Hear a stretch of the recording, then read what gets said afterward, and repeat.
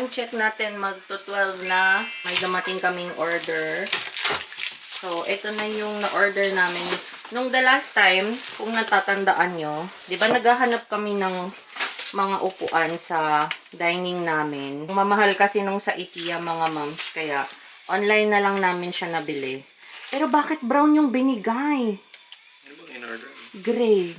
Check mo ah. Gray yung in-order ko. Ngayon ko lang napansin, bakit brown? Max 110. Or baka kasi nga may point ka na dalawa lang yung available nung time nung kaya binigay yung...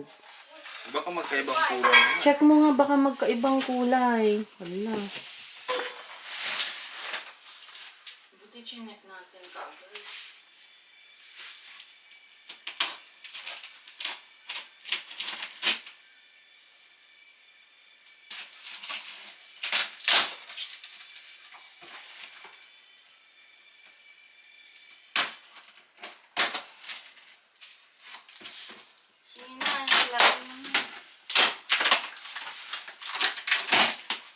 Ano, matigas. Ayun, chinek namin. Buti naman at same color sila. Matigas, no? Ayun siya. Ganyan yung color niya. Oh, sana yung gray na lang. Pero okay din naman yung beige. Try natin mag-beige. Ayoko kasi ng light colors. Kasi alam niyo ba, ma'am, kaya gray yung kinukuha kong mga color dito sa bahay. Kasi dumihin yung mga ganitong color. Maganda naman siya, pero yun nga lang kasi parang, alam nyo na, kapag may mga bata, nagmamantsa kasi, di ba? Ayan siya, oh, ang ganda. Di ba? So, ano lang, simple lang siya. Ang ganda din ng takto niya, oh. Yung tela. Dali lang lang siya. Na ano na ni Dada yung isa. Yung isang chair. Ay, ang ganda. Upuan mo na. Oh. Ano? Ikaw ang judger. Okay? Matibay? Oh, di ba? Ako din. Malambot dito. Ako din. Pero feeling ko magsasag din. Bakit magsasag? Sabi mo matigas? Uy, ang ganda. Ang lambot. Ay, ang sarap. Maganda siya sa likod, no? Wala kasi akong bra mga moms. So, okay sana yung gray, no? Pero okay na din kasi siya dito. Kumbaga, tumerno siya. Madali lang naman siyang ikabit, mga moms. Yung lampata yung nilalagay ni Dada, yung paa niya. Hirap ikabit lang yan. Ito yung medyo nahirapan talaga siya, itong chair namin na to. Lumubog na kasi yan siya, mga moms. 4 years na to sa amin yung chair na yan. Pero, yun nga, nasira na kasi yung base niya. Yung dalawa, okay pa naman. Pero yung dalawa, nasira na yung base niya, which is dun sa puwetan. So, lumulubog na talaga yung puwet. Medyo delikado na siya na upuan. Ayusin lang natin tong Medyo madilim. Wait lang.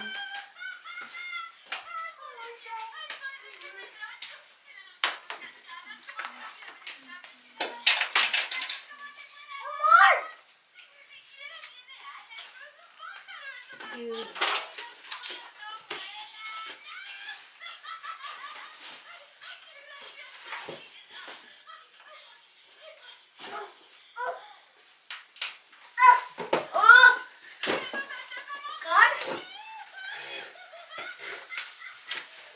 Alonso, ibalik mo na tong mo anak, yung gamit mo sa school, sa bag.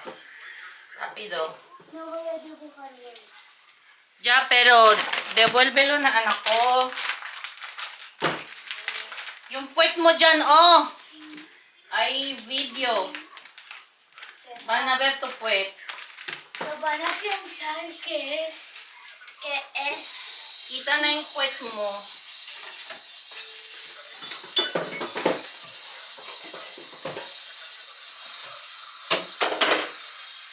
Ay, nako, ang gulo ng bahay, mga moms. Ang gulo din ng pagmumukha. Pasensya na. Wala na yung eyelashes extension. So, magpapa-eyelash extension ulit ako next week. So, ayan. Natanggal na sila. Tinanggal ko na silang lahat actually kasi nakalbo na. Ito. Ayan. Wait lang ha, mga moms, kasi ano, ang daming aayusin. Ang gulo ng bahay. Sino mo yung anak mo? Hi! Ito si Makulit. Number 1 makulit tong batang to. Hi, Kuya. Good morning. Good morning, kamamas. Good morning, everyone. Good morning. Say good morning. Hi. What's that? It's not a clock, anak. Kala niya clock yun. Nakadalawa na si Dada. Ang bilis lang yung ano. Mabilis lang siyang ilagay. I-assemble. Bale, ito lang yung nilalagay ni Dada. Tinuturnilyo niya. Kasi bakal yung, bakal yung ano sa puwetan nung chair. So, ayan. Ito kasi mga moms, pakita ko sa inyo. Ito ba yun? Ito yung, ay hindi, ito yung fix. Yung inuupuan ko yun yata yun. Ayan, ito siya mga moms. Kapag uupuan, tumutunog kasi, yun nga, wala na siyang base doon sa puwetan niya. So, ano siya, malambot at saka parang magka-crack na siya kapag uupuan namin. Kaya, ako yung umuupo sa kanya. Tapos yung isa kay Popo, kasi magaan. Kapag si Dada yung umupo doon, baka lumubog na siya. Kaya ayan mga moms, pinalitan na namin lahat ng chairs kasi nga, sira na din naman. Kahit na yung dalawa yung okay pa, pero mas okay na palitan na siya lahat. So, bali yung dalawa dito na medyo sira, i-donate namin siya sa baba, sa venue ng, yun nga, yung mga pang party, ganyan, para mas madaming upuan. Kasi, kulang kasi kami ng chairs doon. So, yung dalawa, ewan ko kung ibebenta or ibigay namin kila mama, pero for the meantime, tago na muna namin yung dalawang chairs sa baba. Yes. Ayan yung mga bata naglalaro. Ang gulo na nito. Ito, magulo to, mga moshi. Mapanakit din yung batang yan. Pag minsan, nanggigil sa kuya, pinupukpok niya yung kuya niya. Nakakaloko tong batang to. Tapos pala, ayan, hello, Uncle Jerry, if you're watching. Ginamit namin yung some of the money ni Mateo. Kasi kay Mateo yan. Ayan, na pinabili namin ng kitchen. So, ayan. Tingnan nyo ang gulo. Ang gulo-gulo, ang gulo-gulo, ang gulo, ang gulo. Anyways, mga moms, pasensya na kayo kung may maingay kayong naririnig kasi naka-on yung dryer namin. Maulan pa din dito. Sobrang maulan pa din dito sa Madrid, mga mamshi. Pero, ewan ko ngayon, sabi uulan sa phone. Pero umaraw naman siya ng kaunti. So, ayan, may mga sampay pa dun si Dada sa labas. So, sa mga bago sa channel mo, baka sabihin niyo hindi ako naglalaba. Si Dada po talaga yung nakatoka sa paglalaba at saka sa pamamalansya. Ako naman, mga moms, tagaluto, tagalinis, ayan, nag-aalaga ng mga bata. Sa gabi, in charge rin ako, pati sa madaling araw, ayan. Well, sa gabi, hati kami ni Dada actually. Tapos si Dada din pala yung tagahugas. So, naghahati kami, mamshis, ng trabaho dito. Hindi naman siya pinag-usapan, pero, syempre, parang kusa na lang ba siya na, alam nyo na, yung parang naging routine na namin na mag-asawa yun, na parang ganito yung ginagawa niya, ganito yung ginagawa niya, ganito yung ginagawa ko. So, ayun, mga mamshis. Anyways, ibaba na ni Dada yung mga gamit. Pasensya na ha kung sa tingin nyo sumisigaw ako. Pero hindi ako sumisigaw, moms, kasi nga maingay yung dryer. So, ayan, lakasan ko ng kaunti yung mga sasabihin ko. So, naibaba na ni Dada yung mga gamit sa baba. Pati na din yung mga karton. Kasi alam niyo ba yung karton? Gagamitin sana niya para dun sa mga ibang gamit namin dun sa storage room. Kaso hindi daw siya kasya kasi sobrang laki. Kaya, ayun, in the end, pinapon niya din. Diba? Umaba siya doon, mga 1.5 hours siya. So, hindi ako masyadong nakapagluto nga kasi, or hindi ako nakapag-start ng mas maaga magluto kasi nga si Dada nag-ayos sa storage area namin. Tsaka, binaba niya din yung mga dinonate namin na mga upuan. So, yung mga upuan naman na yun, mga half defect na. So, ayun. Anyways, Nagluluto ako mga mams. So, pakita ko sa inyo yung ulam namin. Ito, imbis na barbecue yung ginawa ko, patis yung nilagay ko. Tapos, meron pala tong mamshi, bawang, garlic, ano ba? Bawang garlic. So, ayan, garlic. Meron siyang garlic, may black pepper, may paprika, asin, betsin, konti lang naman, tapos sugar, tapos meron din siyang patis, ayan, imbis na soy sauce, patis yung nilagay ko, at saka lemon. So, ayan, tansyahan na lang siya, mamshis. So, magpo-pork chop tayo ngayon, kasama nung, sa Ilocano ang tawag kasi namin, bulang lang. So, may kasama tong, gata. Tama ba yun? Bulang lang ba yun? Yung may gata na may, ilalagay ka na squash. Ay, ano ba yan? Pumuputok na siya. Wait lang, mamshis ha. Lagyan ko lang siya ng alamang. So, ayun, may kasama din alamang. Konti lang na alamang. Bagoong alamang yung ilalagay ko. So, pahinaan ko lang. Wait lang. What is it? It's a... Ba! Very good! It's a ba! Oh, what is that? I know! Anak, masira. Tingnan mo, dada ko. Diba? Nakaklose mo na.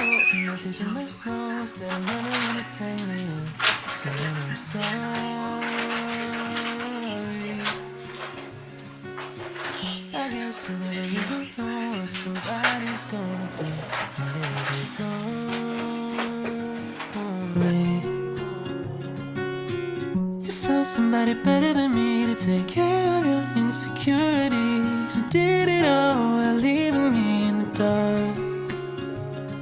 I try so hard to be what you need. If you're into the finer things, well, maybe we should let this fall apart.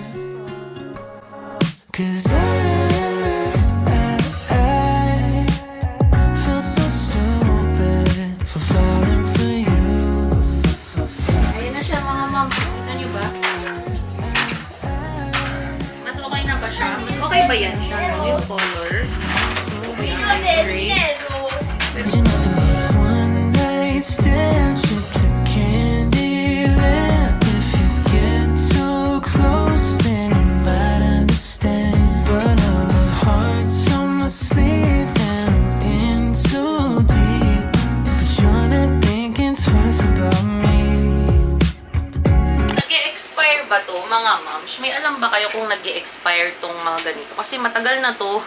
Feeling ko may 1 taon na to sa amin. Ganito ko siya tinitipid talaga kasi sobrang mahal nito sa amin. Kaya pag uuwi ako ng Pilipinas, as in, siguro ito yung mga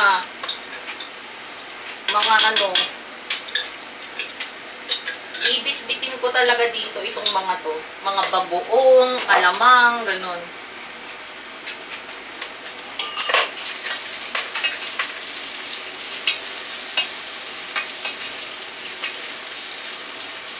Ubusin na natin siya. Oh, tingnan nyo. Oh, wala na, mga mams. Ay, apaka-mahal pa man din ng mga ganito dito. Kaya promise ko, kapag uwi ako ng Pilipinas, kasi malapit na mamshi, uwi tayong Pilipinas. Balak namin na umuwi ng Pilipinas talaga. Balitaan ko na lang kayo, mamshi, kung kailan. Kapag uwi ako ng Pilipinas, talaga mga bagoong, alamang, yan yung mga dadalhin ko dito sa amin. Daing, ayan. Ano pa ba? Ano pa ba yung mga wala dito na sobrang, or meron man dito pero napakamahal, as in gold yung presyo niya, alam nyo yun? Ano pa ba yun? Ube, peanut butter, ayan mga moms. Alam nyo yung gustong-gusto kong peanut butter sa atin? Ewan ko ha, pero ako lang ba yun, yung mga nabibili na color brown yung takip? Alam nyo yung pag ipapalaman nyo siya sa pandesal, parang to the next level yung sarap niya, 'di ba? Hindi ko alam kung paano ko siya i-explain, pero sobrang sarap niya talaga. So, yun yung peanut butter na bibilhin ko, yung nabibili lang sa palengke, yung may brown na takip. Ewan ko ba kung nagigets nyo ako? Nakaka-relate ba kayo? Nakita nyo na ba yun? So, marami nun sa Baguio, mga moms. Kasi nung college ako, sa Baguio ako nag-aral. Ayan. So, kapag alam nyo na, di ba, namimili kami doon pagbababa ng Pangasinan, ganyan. So, bumibili kami ng pasalubong. Yun talaga yung binibili ko na talagang masarap na peanut butter. So, ayun. Hala, wait lang mga mamshis ha. May coconut milk ako dito eh. Yan. Kaya din naman ito yung ulam namin kasi meron akong extra dito na coconut milk. Sayang naman kung hindi siya magamit. Tumigas na yan siya.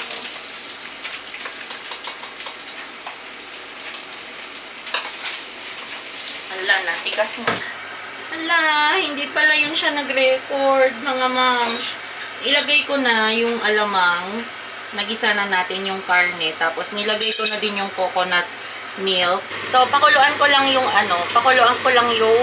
karne. Tapos lagay na natin yung mga gulay. Ang ilalagay ko lang naman na gulay dito is yung squash. May talong dapat to. Kaso wala ako nun. Wala akong eggplant. Tapos, lalagay din natin yung beans din pala. Muntik ko nang makalimutan. Ayan, lalagyan ko siya ng beans. Kakaiba to, pero kailangan kasi ni Mateo ng ganitong gulay. So, sana wag siyang magka-allergy sa alamang. Pero, alam niyo si Mateo kasi, pinapakain ko talaga siya ng, as in, halos lahat na ng mga kinakain namin. Para, ayun, hindi siya matulad kay kuya niya. Kasi si kuya niya, medyo may pagka-choosy siya sa mga pagkain.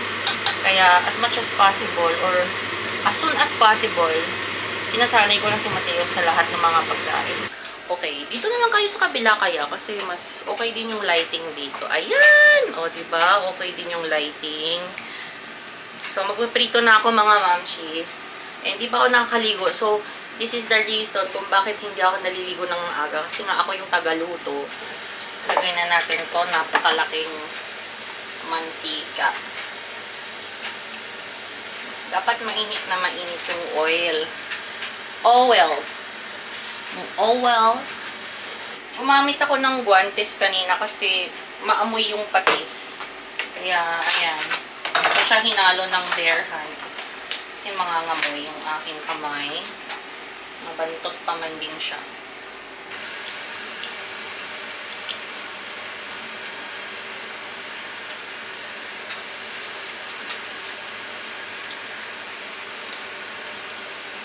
Kain na tayo. Gising na ang Teo, mga moms. Bad trip yan, Tish. Ay! Muntik na nahulog. Muntik na nahulog, my love. No, that's okay. It's okay. It's okay. Oh, sientate. Oh, tama na. It's okay. It's okay now. It's okay. ¿Qué tipo de carne es ese? Es carne. Estos son los blanquitos para ti. Son todos. Sausaw mo dito. Dad, bigyan mo na lang ng rice si Popo. Naman bad trip yung baby namin. Why bad trip ang baby namin? Ayan. Tingnan mo, meron ka pang mga milk sa cheeks mo. 'Cause I feel so stupid for falling for you.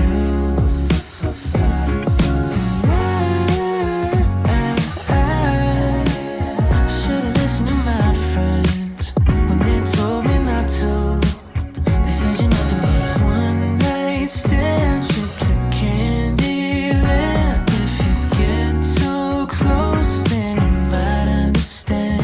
But now my heart's on my sleeve.